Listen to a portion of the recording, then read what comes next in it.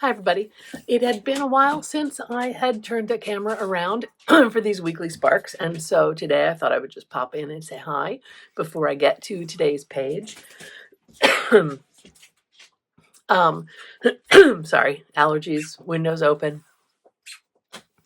So we're midway through the month of May and working with the horse for this month. There aren't so many books that I'm reading along with things for some of these animals, but come fall, there will be a few more books that were on that bookshelf that I wanted to really finally get a chance to get to. I'll give you a hint, probably some foxes, maybe some ravens. So this lesson today, sorry, I'm scratching the dog's ears while we talk.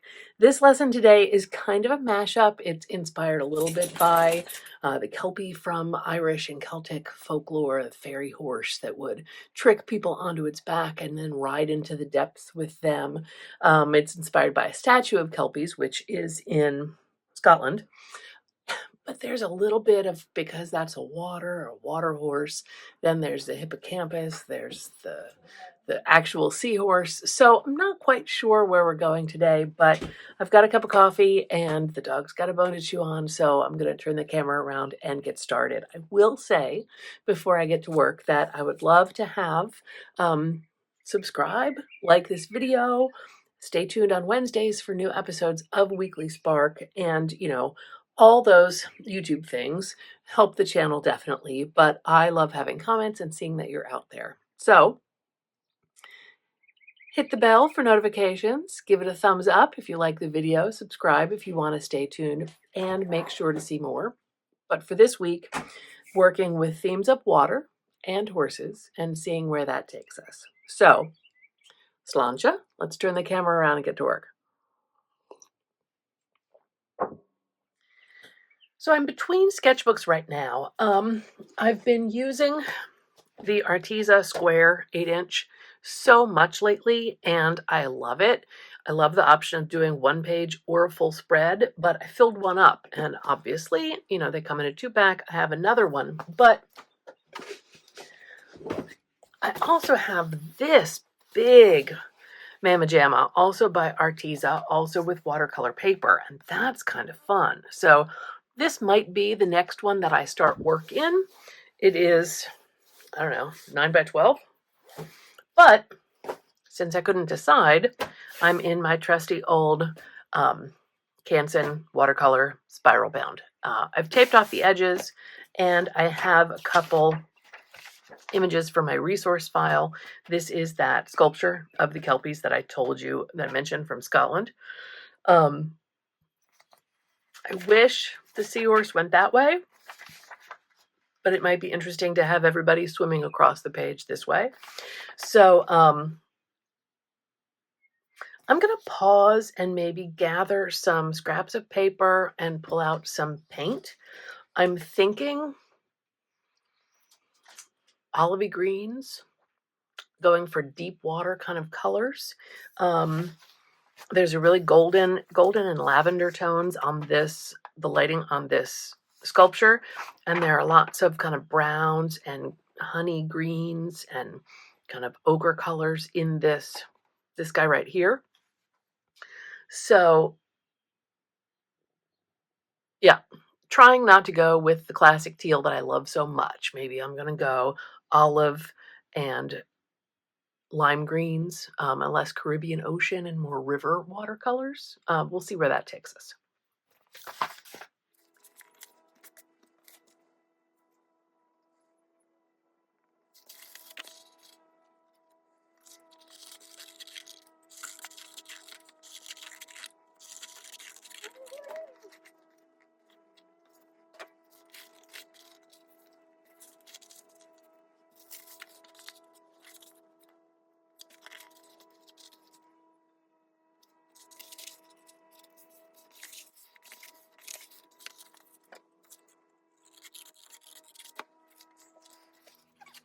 So I'm starting to think that it might be nice to have these two pieces bracketing the sides, and they're light enough that I could write text on them.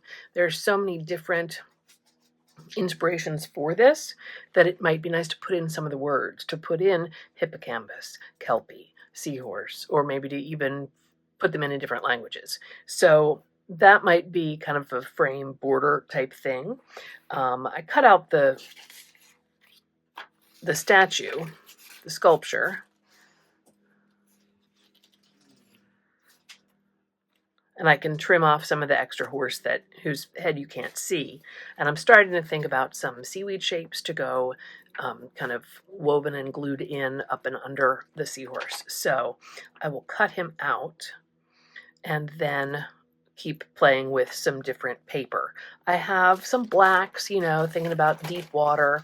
I have this marbleized paper because it's beautiful.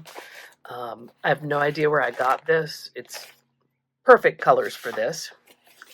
Some collage paper I made, gold tissue, a little text, some green.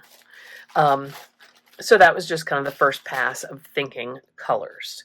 Let me pause and cut this out, and we'll kind of start assembling.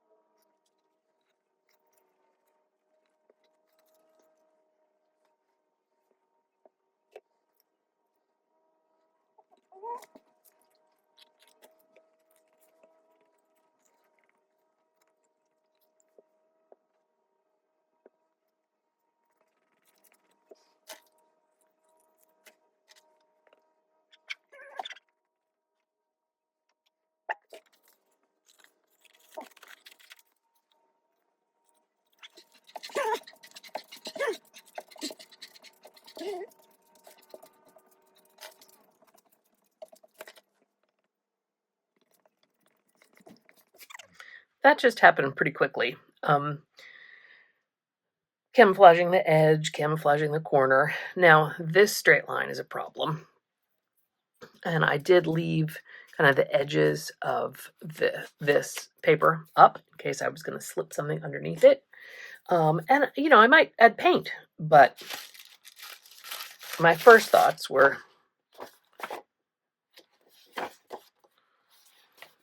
paper.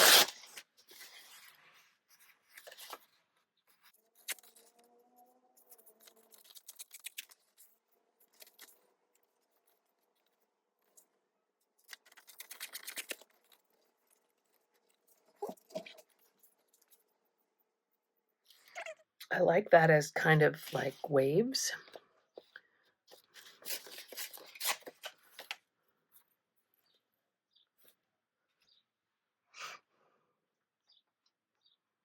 I think that would work just fine. And although it gives me almost a straight edge here, it has torn edges, and I don't mind it so much when they're torn. And I've cut into where I might want to write a little bit, but that's okay. That way it's not too much of a frame, but just kind of some visual resting space on either side of the piece. So up here, that is a good question.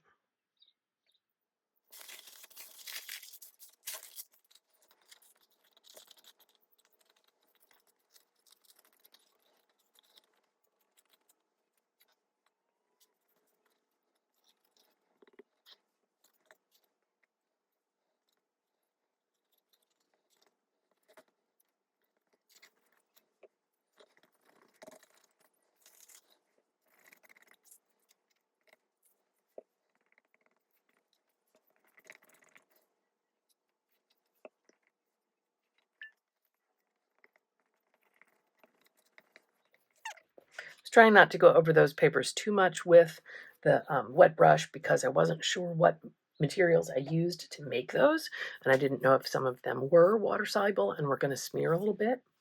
I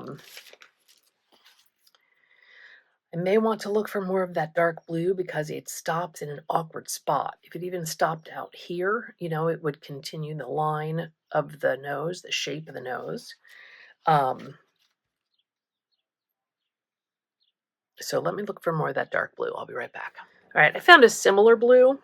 And I get this real fibery kind of mulberry paper in a variety pack at my local craft store, Joann's or Michael's or whatever you got.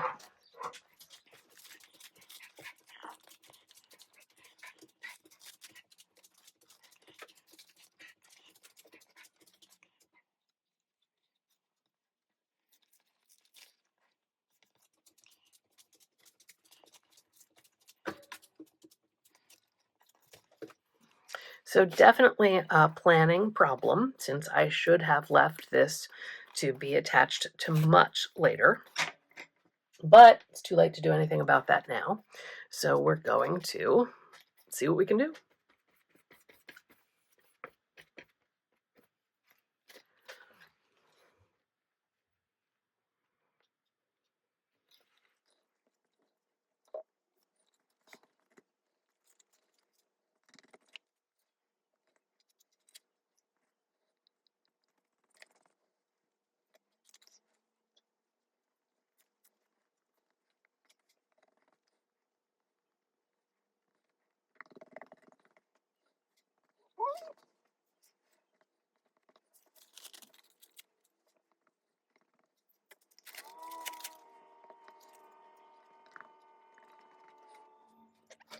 All right, let's pause with the glue brush for a sec.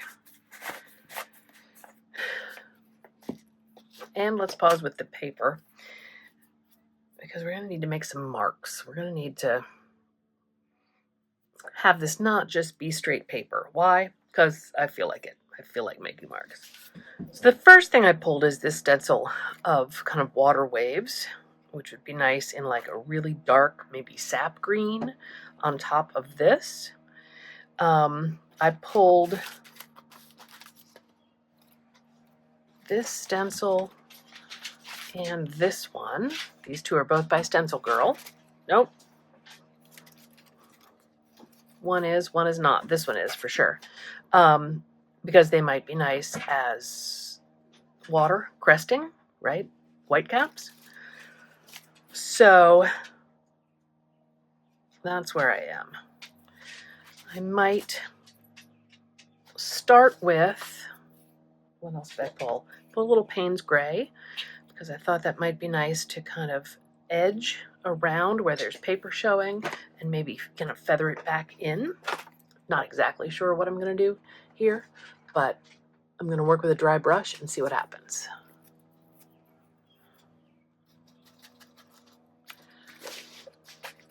So my thought is like along the tape,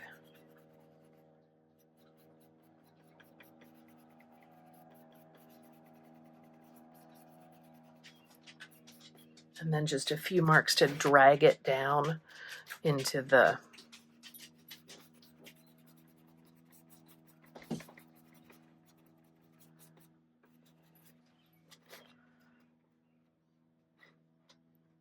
well, now it would be logical to maybe do, let's take some of that same, it's right here, looks almost black, this Payne's Gray, and we're going to add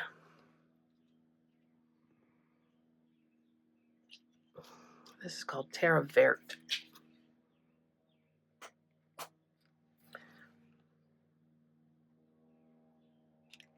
The sap green I have is a golden fluid acrylic, and so that's not the best for stenciling because it is fluid. So these tube paints, this Soho Urban Artist Acrylic, is a Jerry's Artorama shop brand, and they're great. I completely give them a thumbs up. You know what? Let's also put out a little, this is emerald green.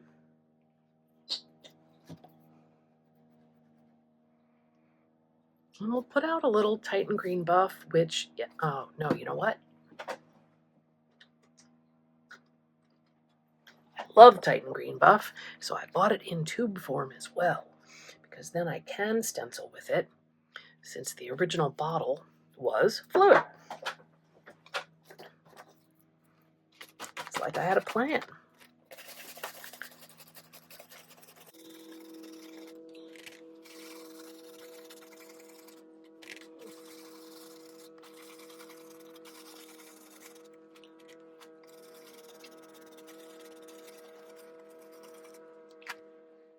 Okay, that's a lot of stencil. Probably shouldn't have done the whole thing. Again, okay, it's done now.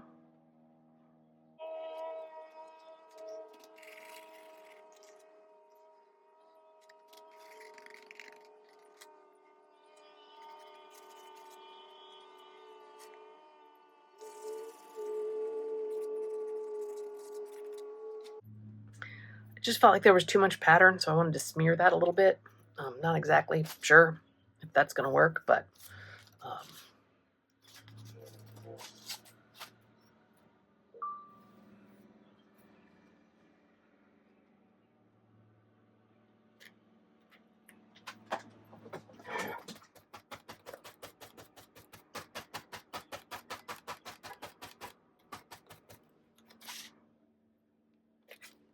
okay, that I like.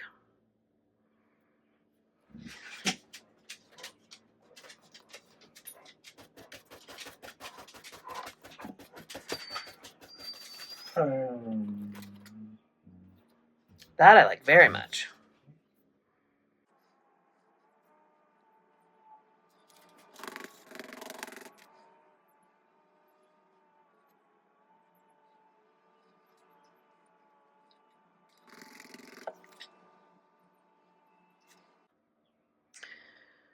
So I think I want to do one last thing.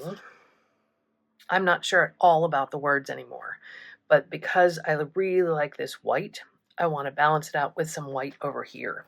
And I pulled a stencil, this one here, that has sort of,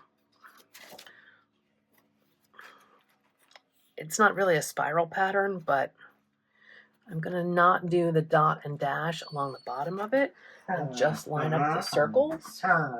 I don't know if that's my dog approving or disapproving of that plan. I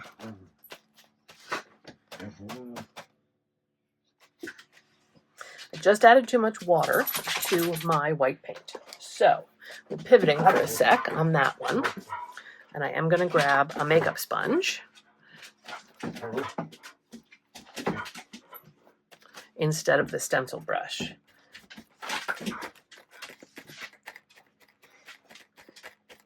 And hope that it's not so wet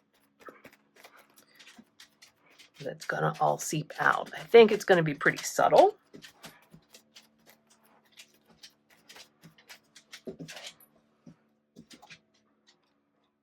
Oh yeah, that's pretty subtle. It did get blurry. It did seep out through the stencil. And I'm okay with that. I am going to clear it off his nose. I find that there's so many good reasons to have baby wipes in the studio, but on top of that, glossy paper from a magazine, especially because it had gel medium over it. If I go in pretty quickly, I can clean that up. You can also use these to kind of distress a magazine image if it hasn't been sealed with gel medium, but that would be something to talk about another day. Okay, let's look for a sec. I want dark blue. There's too much green here. So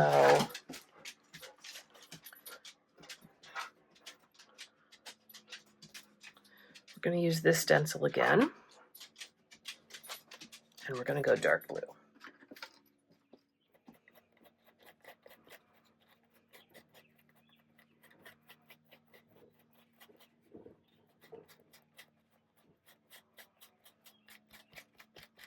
Grabbed this sponge brush because it was right there and I could put my hand on it. This is not the best tool for the job.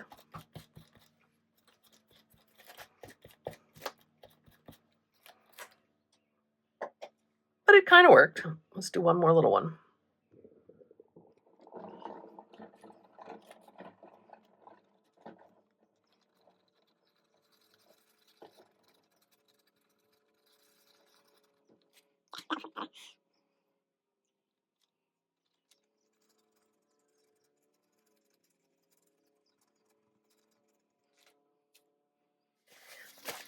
let's peel off the tape and take a look. I don't think I'm going to add any text.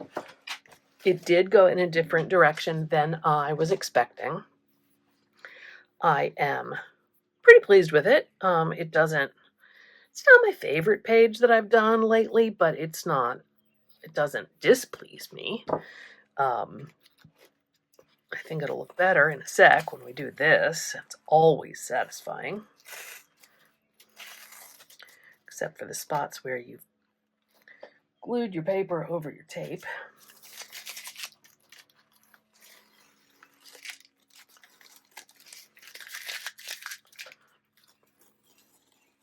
I kind of wish I hadn't used that really yummy paper on the two edges, because that was a piece of handmade paste paper, and I feel like if I'd written on it, it would have shown in all its beautiful glory. But now that I've brushed paint over it so many places, I've kind of lost the prettiness of the paste paper. So, oh well, that's hindsight for sure. It looks better in the camera than it does in person. Interesting. Do I want? Oh, I just had a thought. Yes, I did.